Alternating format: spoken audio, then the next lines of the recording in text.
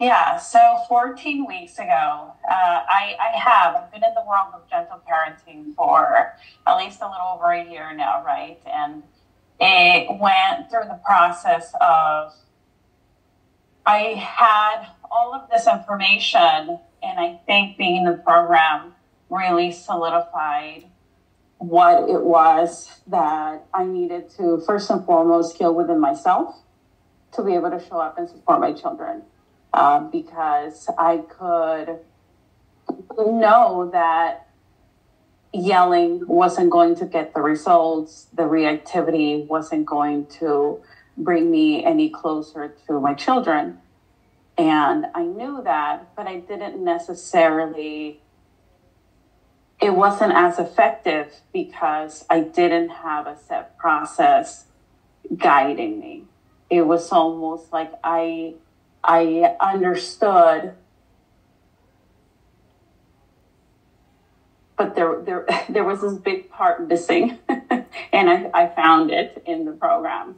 I found where, okay, got it. I know I'm supposed to be educating on whatever skill it is that they're needing from me. I know that I need to calm my nervous system down, but I didn't know necessarily how to do that or walk through scenarios of how to do that, or just continuing that education. So that was, I think it was very much what I needed in the end to truly grasp gentle parenting. How do you feel now? I'm excited. I'm hopeful. I feel like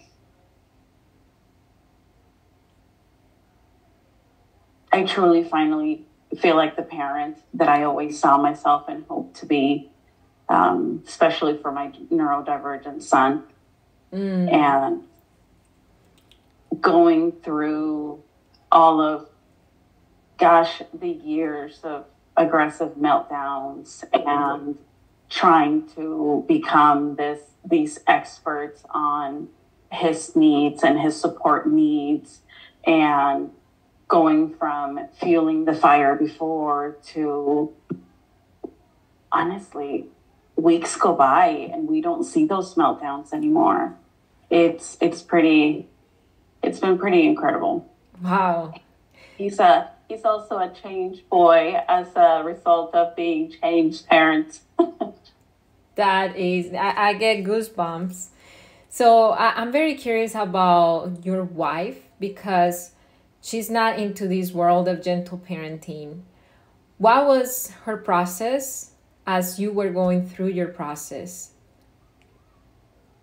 Yeah, well, she had access to the education. I think when she wasn't in the office downtown, she was next to me, even though she was in her computer. I know she was listening to a lot of the sessions. So she certainly consumed quite a bit of it herself. And we have always been aligned in our parenting journey. So whatever she saw modeled for me is, her efforts as well with the boys. And I think I'll still talk to her a little bit more about what her process looked like now that it has fully ended, in what she was able to just witness and listen and watch for herself. But I think that the consensus overall between us is just that, the boys are gaining so much more secure parents, wow. So much more secure moms than just grasping for, listen to me, right? So